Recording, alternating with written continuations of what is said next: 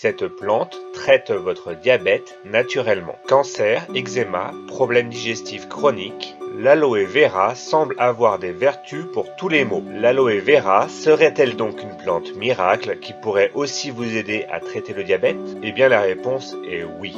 L'aloe vera est utile pour lutter contre le diabète de type 1 et de type 2 et elle permet d'éviter dans bien des cas que le patient diabétique de type 2 ne devienne dépendant des injections d'insuline. À cause du style de vie moderne et de nombreux autres facteurs, le diabète est devenu l'une des maladies les plus courantes dans la population mondiale. La situation préoccupe énormément les experts de santé car le nombre de patients touchés par le diabète augmente considérablement. Et c'est une évolution qui n'est pas près de s'inverser vu le style de vie mondial actuel qui se développe. Connaissant les dangers et les complications liées à une maladie comme le diabète, les experts de santé recommandent d'améliorer les habitudes de vie quotidiennes relatives à l'alimentation et au sport. Mais en plus de cela, il est toujours bon de prendre aussi en compte quelques remèdes maison qui peuvent être efficaces comme l'aloe vera. Alors présentons d'abord rapidement l'aloe vera. Il existe 300 espèces d'aloe et la plus utilisée bien sûr est l'aloe vera en raison de ses bienfaits multiples.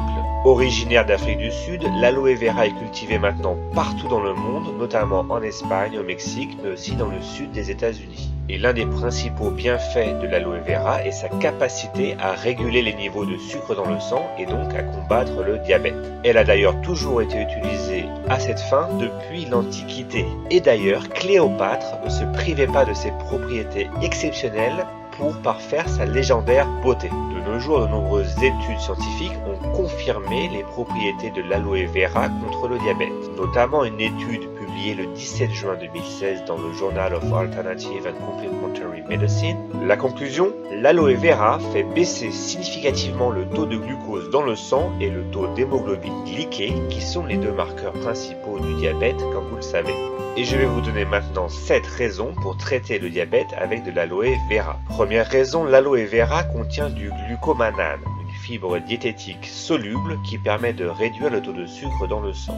Ce composant agit comme un agent hypoglycémiant en permettant de réduire les niveaux de sucre de manière significative. Deuxième raison, l'aloe vera contient aussi d'autres éléments essentiels pour lutter contre le diabète, comme les anthraquinones, les phénols organiques et les lectines, qui sont des protéines qui se lient spécifiquement à certains glucides et permettent de diminuer le taux de sucre dans le sang. Troisième raison, la consommation régulière d'aloe vera peut permettre d'améliorer la santé des reins et du côlon, deux organes qui sont très touchés par les complications du diabète. L'aloe vera permet en effet de stimuler l'élimination des toxines et des déchets accumulés dans l'organisme, réduisant ainsi l'excès de sucre dans le flux sanguin. Quatrième raison, l'utilisation de cette plante peut aider à combattre d'autres problèmes liés au diabète, comme par exemple les ulcères, les plaies et les infections entre autres.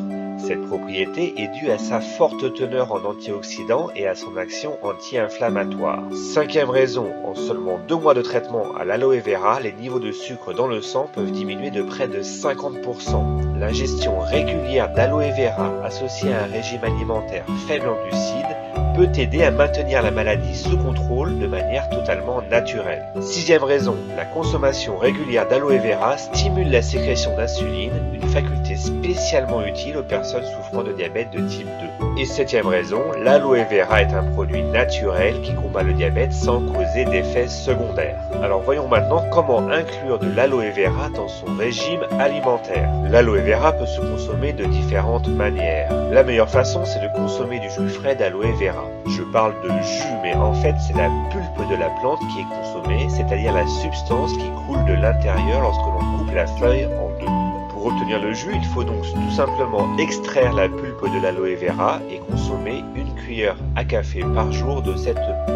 Et plus précisément, pour extraire le jus d'aloe vera, il faut procéder en 3 étapes. Première étape, à l'aide d'un couteau bien aiguisé, peler soigneusement la première couche de la feuille, elle n'est pas utile.